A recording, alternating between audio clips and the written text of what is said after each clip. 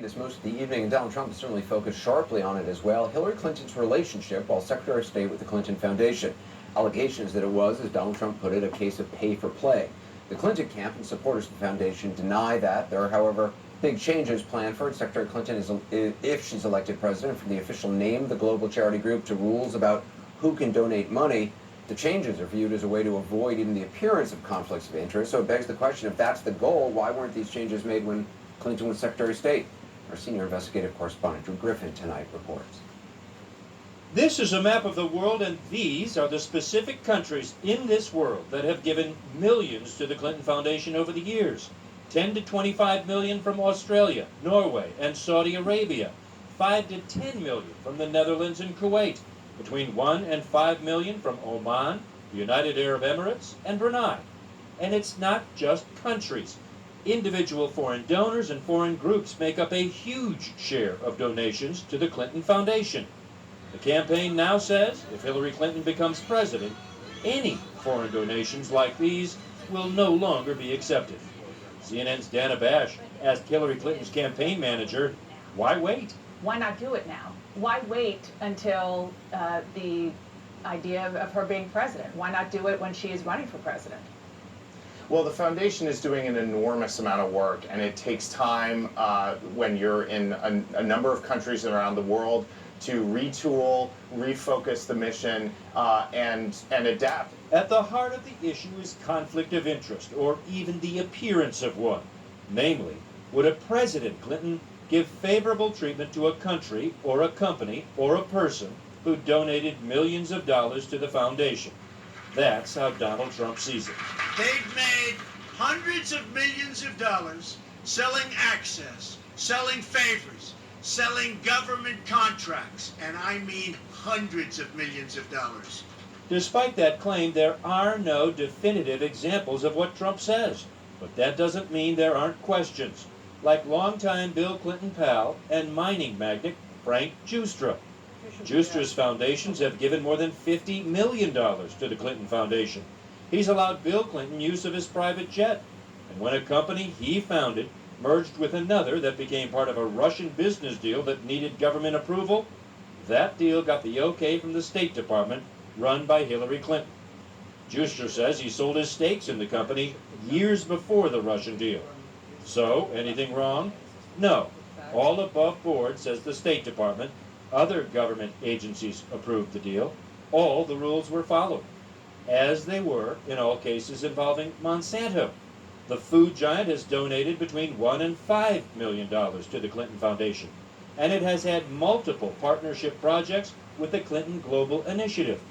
In 2009, when Hillary Clinton took office as Secretary of State, Monsanto was actively lobbying the State Department for helping promote and open markets for its bioagricultural projects across the globe. And it all coincided with Secretary Clinton's global policy to promote agricultural biotechnology. According to Clinton, she was promoting U.S. agriculture, and especially the U.S. farmer, much like her Republican predecessor did. But there is no doubt one of the big winners was the big agricultural giant and Clinton Foundation donor, Monsanto.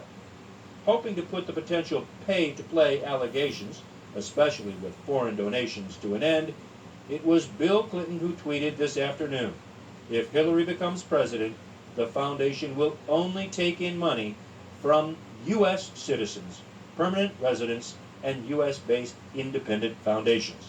And the Bill, Hillary, and Chelsea Clinton Foundation will change its name to just the Clinton Foundation. In other words, no Hillary. Drew joins me now. So just to be clear, this only happens, they say, if Hillary Clinton is elected president.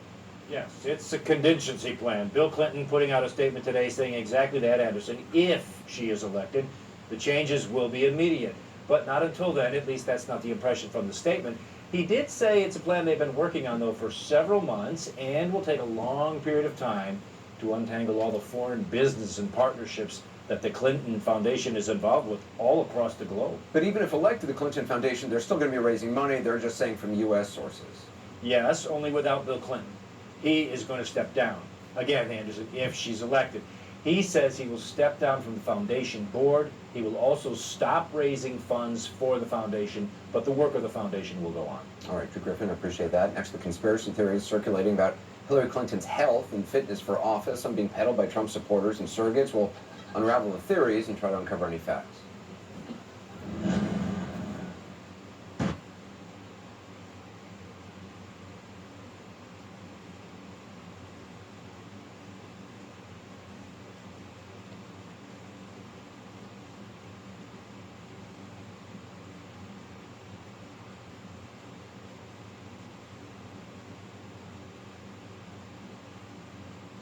Playing one on TV. They're suggesting somehow that Hillary Clinton is ill, possibly mentally impaired, and in Mayor Giuliani's case, asking skeptics to get a second opinion from Dr. Google. All you got to do is go online. All you have to do is go. Her campaign and a number of people defending her saying there's nothing factual to the claims about her health, and that's speculation at best. Well, so go online and put down Hillary Clinton illness. Take a look at the videos for yourself. Well, see for yourself, he says, which is just what our Randy Kay did. And I was very proud of her. It's moments like these that right-wing groups are pouncing on to push the narrative that Hillary Clinton's health is failing.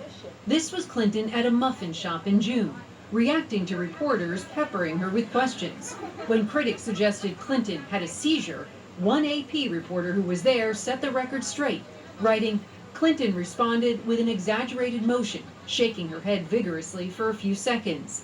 After the exchange, she took a few more photos, exited the shop, and greeted supporters waiting outside." Conspiracy theorists have cooked up just about every condition for her. Brain damage? Check. Parkinson's? Check. Autism? Yup. Even syphilis.